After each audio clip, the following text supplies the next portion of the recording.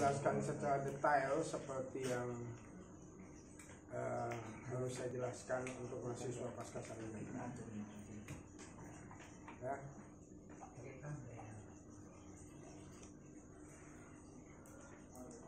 Rusak. Matinya rusak. Ya, udah Min? Jadi rekam? Udah. Ya, jadi tidak akan menjelaskan seperti mahasiswa pasca sarjana yang karena nanti kamu belajar sendiri. Ini karena ada macam-macam semester 1, semester 2. Ya, baik. Yang pertama kita akan bicara dulu tentang yang namanya, saya juga harus katakan ya, inti dari orang hidup. Kalau tadi kan bicara apa tadi kamu? Historis dan lain sebagainya. Orang hidup itu intinya ini.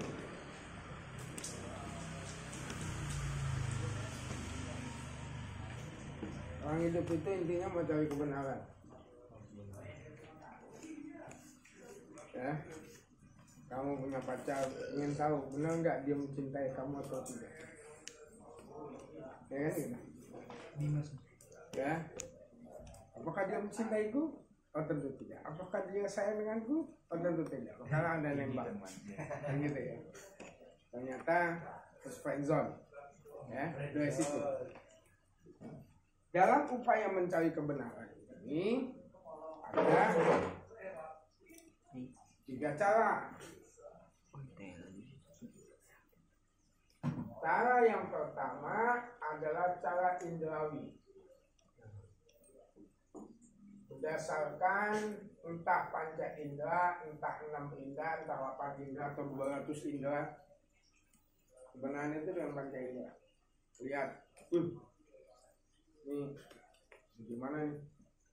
Ya, apakah sesuatu api itu panas? Rasain aja. Ya, maka jadi api itu panas. Yang kedua, kebenaran yang bersifat teologis. Kebenaran berdasarkan kitab suci.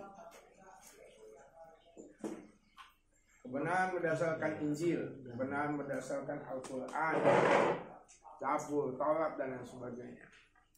Ya, teologis, dan itu memiliki nuansa-nuansa teologis.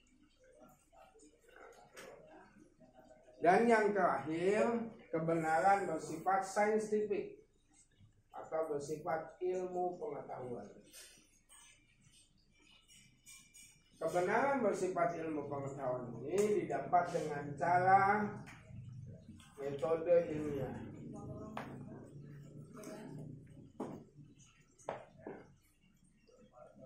Jadi pengetahuan itu didapat dengan cara metode ilmiah.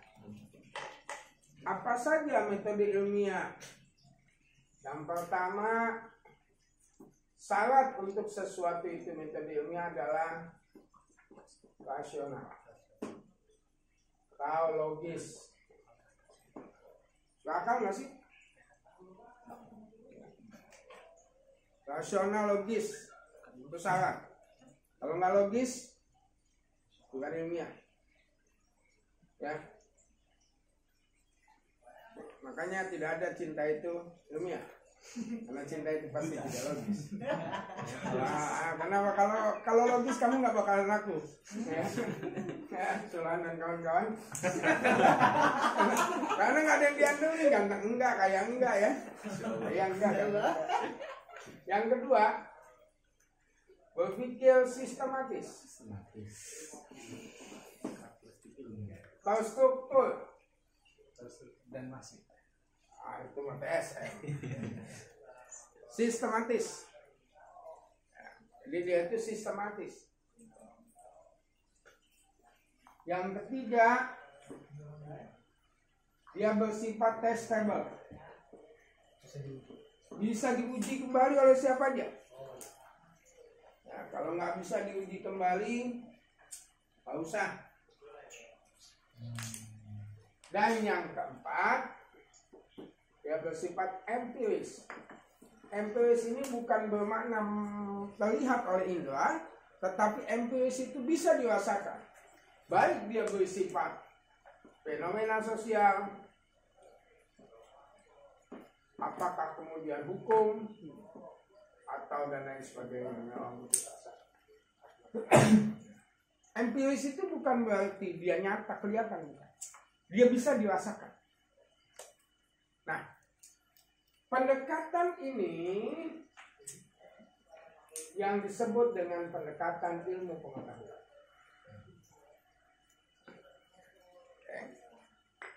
Pendekatan ilmu pengetahuan inilah yang kemudian bahan dasar untuk kita berpikir secara filosofis. Kenapa? Adanya sesuatu karena ada berpikir filosofis. Apa itu? Berpikir kritis, berpikir rasional, berpikir sistematis, dan lain sebagainya. Nah. Oke. Nah, bicara kemudian kerangkanya, tadi ada kerangka sejarah, berpikir pasti bisa sejarah sesuatu itu.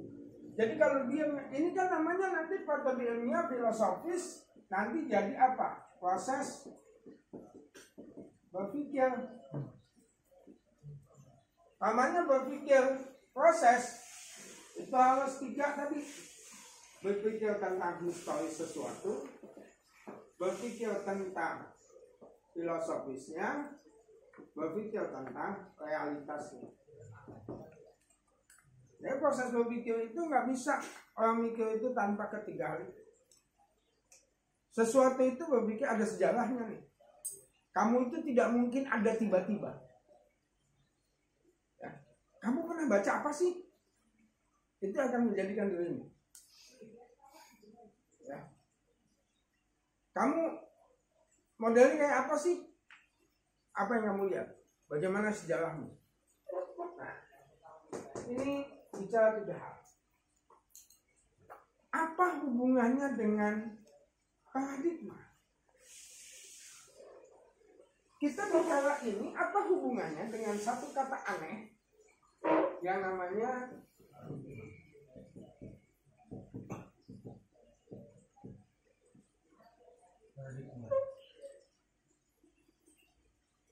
paradigma itu adalah pola berpikir.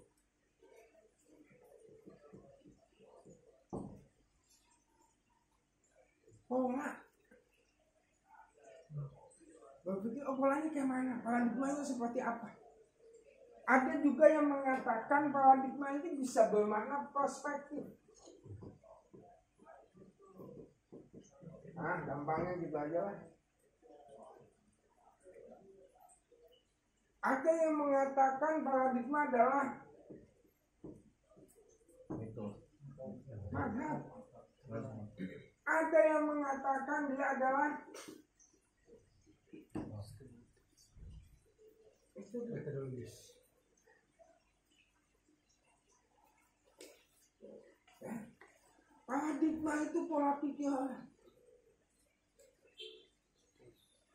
Paradigma kritis. Setidaknya ada 5 paradigma besar dalam ilmu pengetahuan. Paradigma order, tatanan, strukturalis, paradigma strukturalis, yang nanti jadinya positivis. Paradigma pluralis, ya, tokohnya Weber. Paradigma positivis atau strukturalis banyak tokohnya, Herbert Spencer, Durkheim, ya. Ketiga, paradigma konflik, Marx dan kawan-kawan. 4, paradigma kritis. Nah, kan kita udah belajar tuh.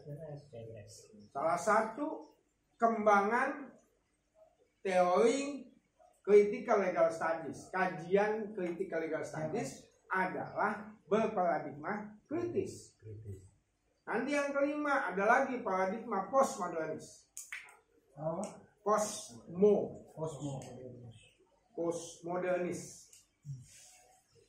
Untuk itunya nanti kita akan bahas pada sesi sendiri. Tapi setiap paradigma itu akhirnya memunculkan pola pikir. Paradigma konflik akhirnya melahirkan adanya teori konflik. Kenapa kok itu? Karena paradigma itu berangkat sebelum menjadi paradigma, dia adalah sebuah teori. Teori yang memiliki kesamaan, kemudian berkumpul menjadi sebuah paradigma. Teori-teori yang memiliki kesamaan menjadi paradigma. Nah, gampang itu aja. Karena apa? Karena teori ini adalah berangkat dari yang namanya konsep.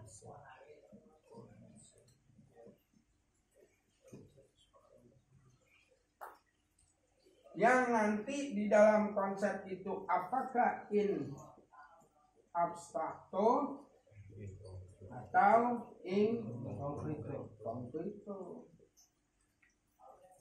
Permisio.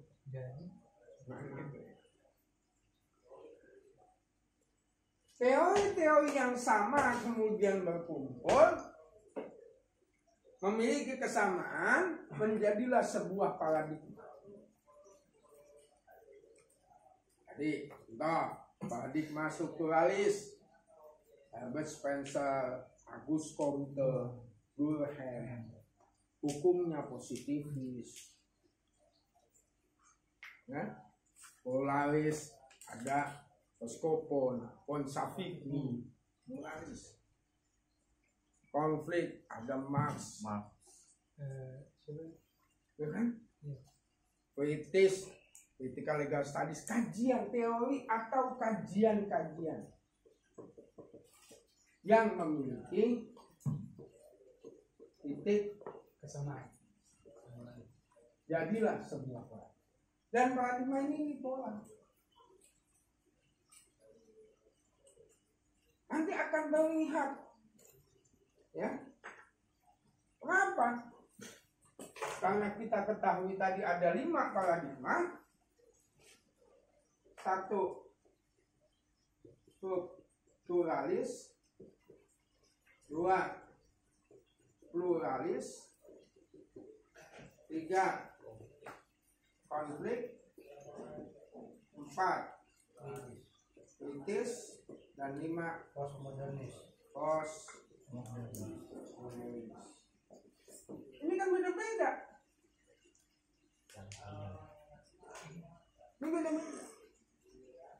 Beda-beda dalam objek kajian boleh sama, tetapi titik tekannya mana beda-beda. Mengkaji hukum strukturalis apa sih? To order, untuk memaintain. Ya, ketika memaintain itu pertanyaan dari orang paradigma konflik. Kalau begitu kelas yang berkuasa tuh yang bisa memaintain, yang bisa mengelola kepentingan elit. Kalau konflik, kalau menurut strukturalis enggak, semua tertata dengan baik. Nah, kan paradigma berpikirnya. Kritis akan beda lagi. Enggak juga. Coba kita lihat siapa sih yang punya kepentingan behind the text-nya gimana. Terus itu tidak pernah, paradigma itu merupakan kita melihat bagaimana pemikiran orang akan ke paradigma. Dan paradigma ini bukan sesuatu yang bersifat stagnan. Dinamis. Iya dong, karena ilmu pengetahuan itu dinamis. Kondisi sosial itu selalu berubah. Sehingga dia katakan ada paradigma shift. Ada perubahan paradigma. Bisa jadi ketika melihat ini pakai paradigma konflik. Bisa melihat ini. Makanya saya tidak mau terlalu dalam membahas itu. Karena sebetulnya itu kajian buat S2 atau S3. Kalau saya abang aja S3, jelasinnya kayak begini. Ya, tapi di UIN yang aja S3. Ya, jadi orang melihat, paradigmanya begini. Sehingga ketika saya misalnya menguji mahasiswa, Paradigmanya apa sih? Oh dia pakai paradigma ini. Harus saya bimbing. Oh kamu paradigmanya gini, gini terus. Oh paradigma kamu gini, ayo gini terus. Jangan campur aduk. Tapi bisa berubah. Paradigma itu bisa berubah. Nah teori-teori hukum yang tadi Bu, Bang, yang dibikin bisa berangkat dari banyak. Kita bicara sejarah. Kenapa Pak Mukhtar Kusuma Atmaja membuat hukum modern yang kelihatannya adalah strukturalis? Latar belakang dia, sejarah dia sebagai seorang diplomat yang bicara ada negara, ada state, ada periferal, ada adidaya, ada negara periferal dan lain sebagainya. Sementara Pak Sucipto Raharjo bikin pakai teori progresif karena latar belakang seorang sosiolog. Ya, Pak Romli lahir belakangan yang kemudian menyatukan itu jadi teori hukum integratif. Dan bagi saya boleh-boleh aja beliau bikin kalau saya teori hukum Pancasila. Saya nggak mau bilangin karena hukum itu semua Pancasila, ideologi dasar kita Pancasila. Konsep yang dibangun adalah konsep Pancasila, bukan konsep pembangunan. Bahwa Pancasila itu bersifat progresif pastilah abstrak. Pancasila kan abstrak. Orang itu normal, abstrak. Ketuhanan yang Maha Esa bisa dipahami Allah Subhanahu Wa Taala. Ketuhanan Maha Esa bisa dipahami yang widi. Ya, mau dipahami siapapun itu Tuhan yang Maha Esa. Itu kan hal-hal yang bersifat abstrak. Jadi tidak nanti berdebat pada konsep. Tetapi yang terpenting adalah konsep atau aksioma atau asumsi harus diuji untuk menjadi sebuah teori. Oh iya. Lu punya asumsi apa? Uji dong asumsi lu. Kamu berasumsi bahwa kamu tuh ganteng kalau ngaca sendiri. Ya kan? Uji sama Nasil. Dites ternyata enggak juga. Masih gantengan abah. Nah ini bicara pada posisi hukum gimana? Hukum itu adalah bagian dari yang namanya ilmu pengetahuan. Ilmu pengetahuan bisa, karena hukum itu kan kalau kita bicara teori itu ada dua. Ini tulisnya ya. Ini dah ada dua besar komponen. Satu namanya a priori, dua a posteriori. Apa bedanya?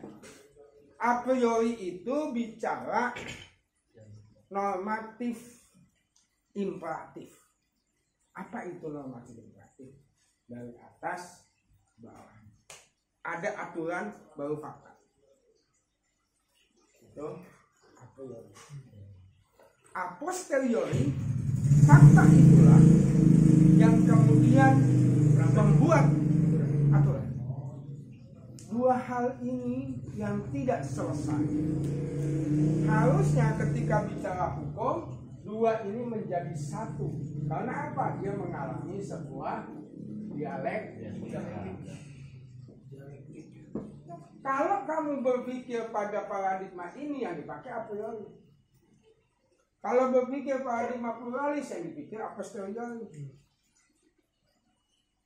Critical legal studies kemarin kita bahas, enggak?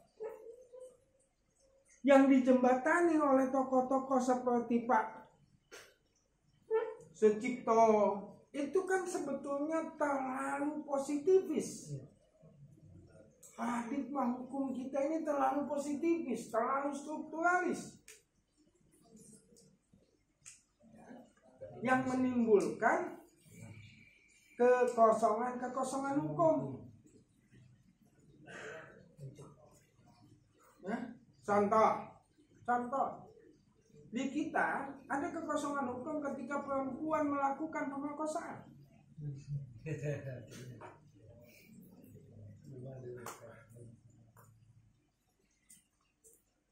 Karena memasukkan sesuatu ke dalam sesuatu. Itu masalah, itu kekosongan hukum. Sehingga di kita itu yang bisa memperkosa hanya laki-laki, perempuan tidak bisa, itu kekosongan hukum. Nah, hal yang kedua, bahwa hukum itu menurut Profesor Sacipto Harjo, hukum itu selalu terlambat cari perubahan. Iya, terlambat perubahan. Kalau hukum itu harus sudah progresif, ya nanti kita bicara futuristik. Social engineering itu. Iya. Sepertinya sosiologis, karena masyarakat ini dinamis, hukum itu selalu terlambat terhadap perubahan sosial masyarakat. Tapi persoalannya perubahan-perubahan itu harus, hukum itu harus ada di dalam koridor Pancasila. Kenapa, Bu? Karena paradigma dan lain sebagainya, ini yang orang lupakan adalah nanti berbicara yang namanya ujungnya adalah ideologi.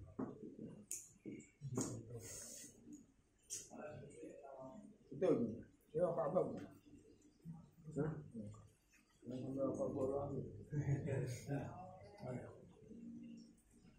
Ada ideologi. Nanti bisa ideologi di situ. Nah, ini bangunan yang dibahas di bab 1. Ada pertanyaan? Silakan. Kalau udah jelas sekali. Gini Bang, Ya, sudah. tadi kan berbicara pada paradigma yang juga merupakan tataran daripada pengejawantahan dari suatu teori Pak ya, yang berangkat dari konsep mulai teori. Sementara kita lihat tadi dalam buku ini, sifatnya paradigma itu ada bersifat namanya itu realitas imperatif gitu. Jadi apa ya, tergantung seseorang memandang suatu objek itu Pak, atau mungkin merumuskan Ya, suatu ya objek. itulah paradigma. Jadi Perspektifnya gimana? di sini Pak, bagaimana kalau kita berdialektika yang masih pada tataran berupa imajinatif Pak, masih pada tataran ide, sehingga ketika kita berdebat masih hal ini berupa in abstrakto, bagaimana kita untuk merumuskannya untuk kedepannya Pak? Kalau kita katakanlah suatu hukum yang bersifat ius constituendum Pak, berupa hukum yang bersifat harapan kedepannya, maka untuk kaitannya berbicara pada paradigma ini bagaimana pandangannya Pak? Oke, itu nanti akan saya bahas di metode penemuan hukum. Setelah ini. Ini bukunya yang jauh. Enggak, malah aja lu nggak ada bukunya cuy. Ada, Bang. Nggak ada. Yang metode. Ya, ada lagi? Ada lagi? Nanti saya simpan pertanyaan futuristik. Oke, ada lagi? Nggak ada? Nggak ada pertanyaan? Baik, kalau ada pertanyaan maka bab 1 bukunya Pak Supanyo sudah saya tambahin. Untuk bicara paradigma ini kita bicara besok yang akan datang. Assalamualaikum warahmatullahi wabarakatuh. Waalaikumsalam.